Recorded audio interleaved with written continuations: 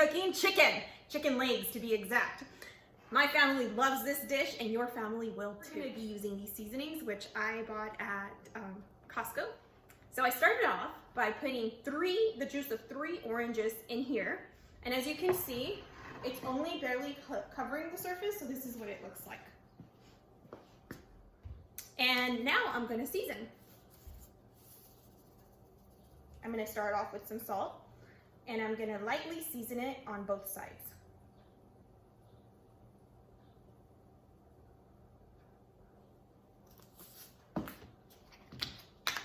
To this, I will be adding some black pepper,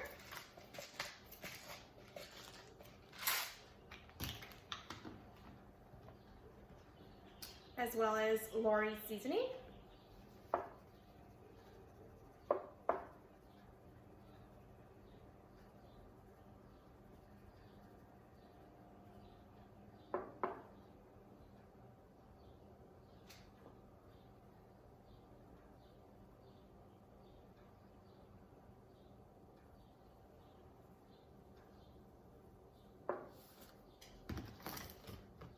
I will also add some granulated garlic salt,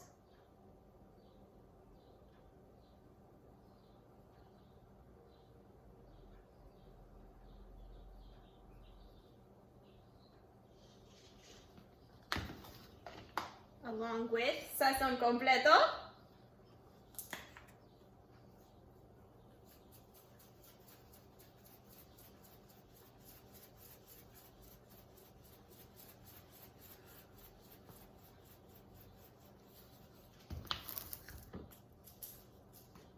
some onion, minced onion.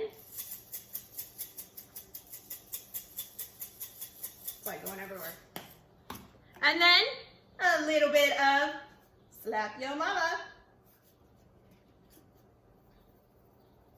Just a tad.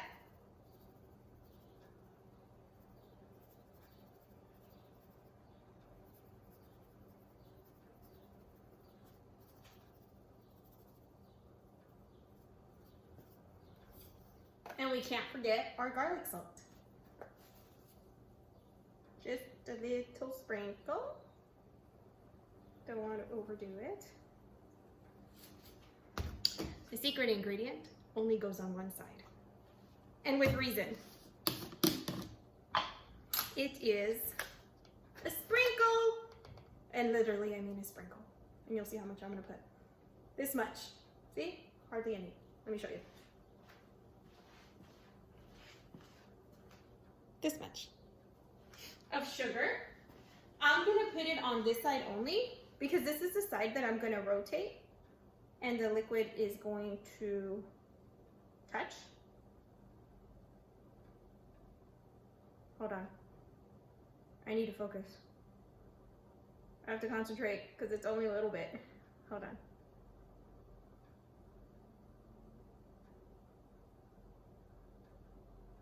Whoops. Okay, I didn't even put the full amount. But I can't talk and season when I have to be precise, okay? How does that happen to you guys? Okay, so now I'm gonna rotate my chicken, and now the sugar is gonna touch the other side, and I'm not gonna put sugar on the opposite side. Now that's because when I'm baking it, because this is a dish that I will be baking, it's gonna crystallize and it's gonna harden and it's gonna give it that nice thick coat that is gonna end up on the chicken wings. I rotated my chicken, but I did want to say the other purpose of adding the sugar only on the first layer is that I'm also going to enhance the flavor of the orange juice that I'm using as my marinade. Okay, so now I'm gonna do the exact same thing to the opposite side.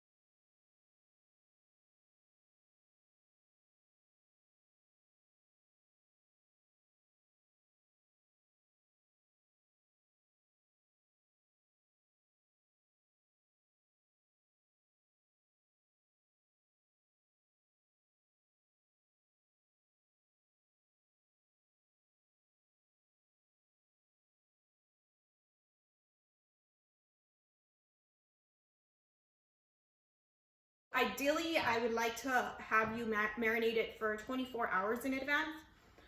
If that's not possible, like for me today, I will only be marinating it for about 2 hours. Marinate it and put it in the fridge for 2 hours. Okay, so what we need to do next is put our chicken that we've been marinating for at least 2 hours in the refrigerator. And now I just pulled it out.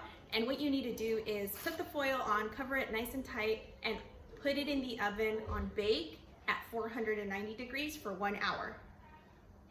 Okay, it's been an hour. I pulled it out of my oven and this is what it looks like. Now I'm going to remove the foil.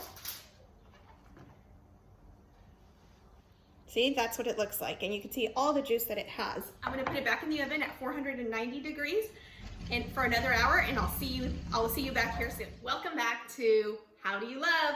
Guess what? We just pulled these out of the oven. So I put these in the oven with the foil on for 1 full hour, and I put it at 490 degrees or 480 degrees. Then from there, I removed the foil and I left it for an additional 35 minutes on 500, still on bake. And look at these results. Don't they look amazing? They're super glazed and delicious. Usually I let them sit because I was trying to rush and have dinner done. I let them sit till the liquid's almost completely gone.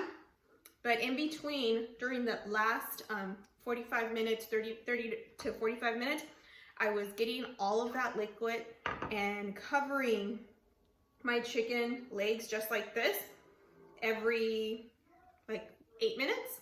So I did that, and then when I pulled them out, I did that an additional, so I did that about like a total of 10 times.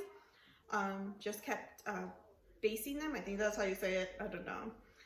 But it looks amazing. It tastes amazing. I just had one. And now I'm going to serve it.